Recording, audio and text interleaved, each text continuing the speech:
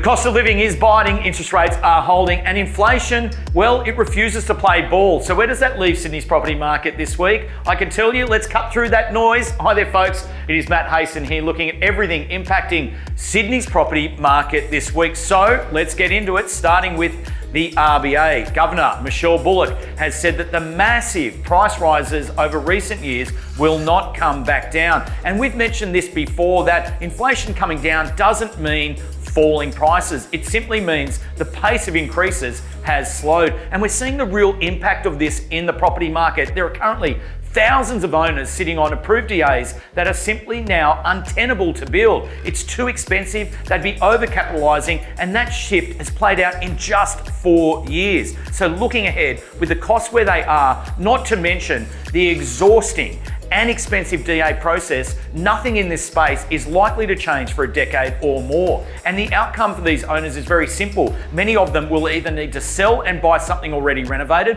or they're going to have to pare back their plans to a more modest standard and overall size. Now, this is really interesting. On Monday, Governor Bullock testified before a parliamentary committee stating that inflation was in a very good position and that higher rates had curbed demand, but she also warned risks remain on both sides. Then, on Wednesday, this was in the AFR, the headline, red hot inflation signals the RBA may be done cutting rates. August CPI came through at 3%, up from 2.8. The economists, well, they were once again wrong, forecasting 2.9%, and this is the fastest pace in 12 months. It's a very hot CPI print, said Andrew Lilly, the chief rate strategist at Barrenjoey, and the markets, they also reacted fast. September cuts are gone. November, now just a 50-50 chance. So let's humour ourselves and look at the bank forecasting. They never get it close, but this week, NAB has scrapped its November and February cut calls, now saying no move until May 2026. The CBA, they're still tipping November.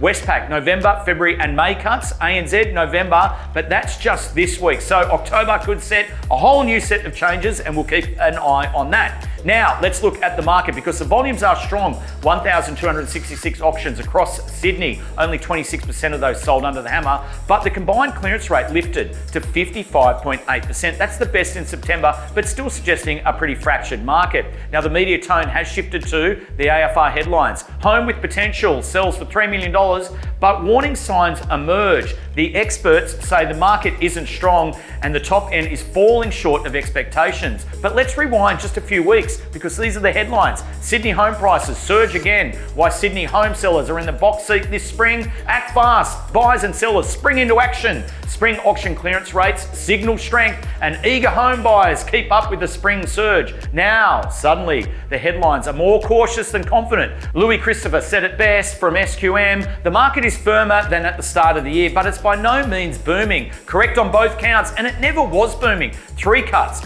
versus 13 hikes. The math is pretty simple. Affordability remains a major hurdle. And as Governor Bullock has flagged, our standard of living could be in the mire for up to a decade. So, with all that said, let's cut through the headlines and all of the poor forecasting because here is the lowdown on the daily market movement. Sellers, you need to price accurately and react to market feedback immediately. If you're not engaging at least 2 reliable buyers in week 1, your price is off. There's a 25% chance you'll go all the way to auction. There's circa a 27% chance that you'll sell prior. Now, if you get price, buyer engagement and negotiation right, it's a really good market. Now, buyers, supply has improved. There's no better window to make a considered decision with the healthy stock which is currently available. Now, if you like a property, get involved. Make an offer that reflects fair market value. But be cautious though, because the world price properties, they are moving really quickly. It's the overpriced ones which are stalling, and it's not always easy to read the path of every campaign. But right now, it's a firm